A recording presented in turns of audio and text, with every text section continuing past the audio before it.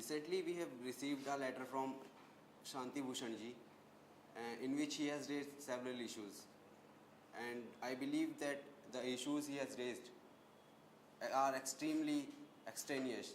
Means there is no relation in the issues he has raised. उन्होंने बात की है कि रामलीला ग्राउंड में जो हरकत हुई है उसके बारे में उन्होंने इस लेटर में बात की है। क्या उसका इस इशू से कुछ लेना देना है? नहीं, मुझे तो नहीं लगता कि रामलीला की हरकत का ड्राफ्टिंग कमेटी की इस मीटिंग से कुछ लेना देना था। My political leader is Sachin Pilot. Sachin Pilot was born on 7th September 1977. He is a member of our parliament. He is also a minister in communication and information technology. Good afternoon, my dear friends. Today I am going to play the role of Franklin Delano Roosevelt. He was the 32nd President of United States, and my speech will be the infamous speech on the Pearl Harbor. Mr. President, Mr. Vice President, Mr. Speaker, members of the Senate and the House of Representatives. Yesterday, December 7th, 1941, a day which will live in infamy. The United States of America was suddenly and deliberately was attacked by the army and air forces of the Empire Japan.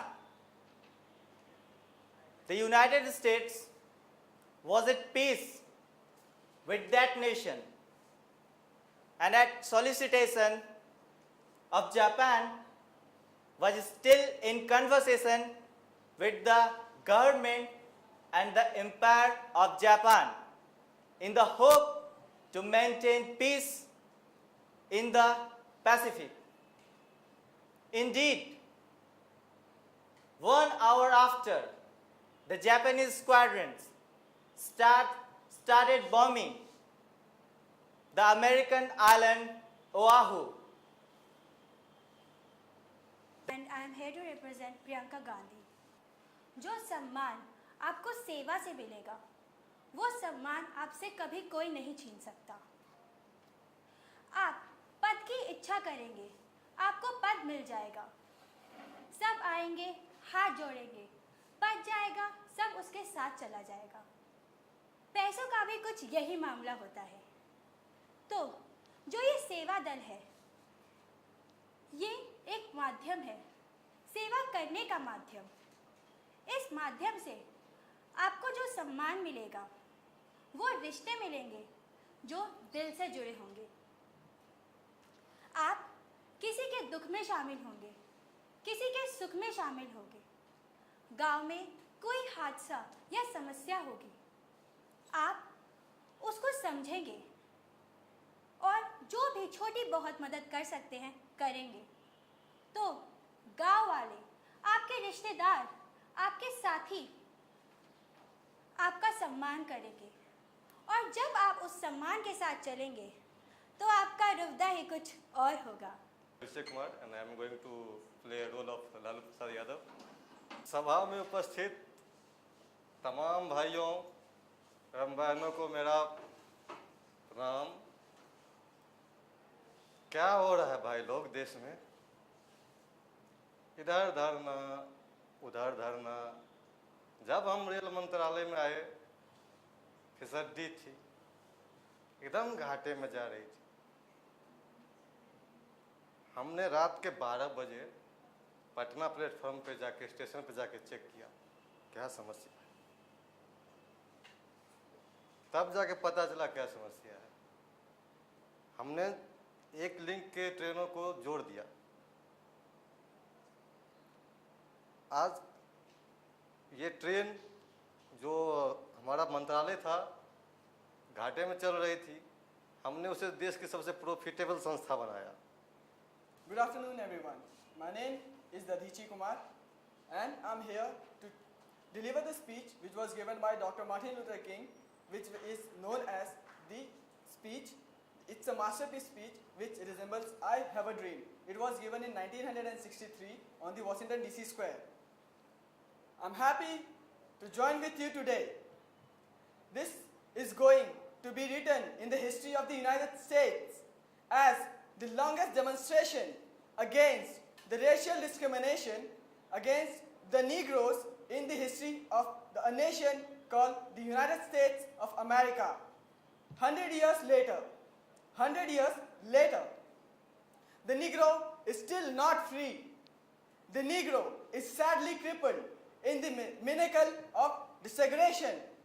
The Negro is sitting on the lonely island of poverty, surrounded by the mist, by the ocean of prosperity and materiality.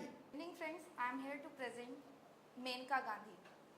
I refuse to take part in any violence, in anywhere, against women, against children, against animals, against anything which I can protect, I will protect.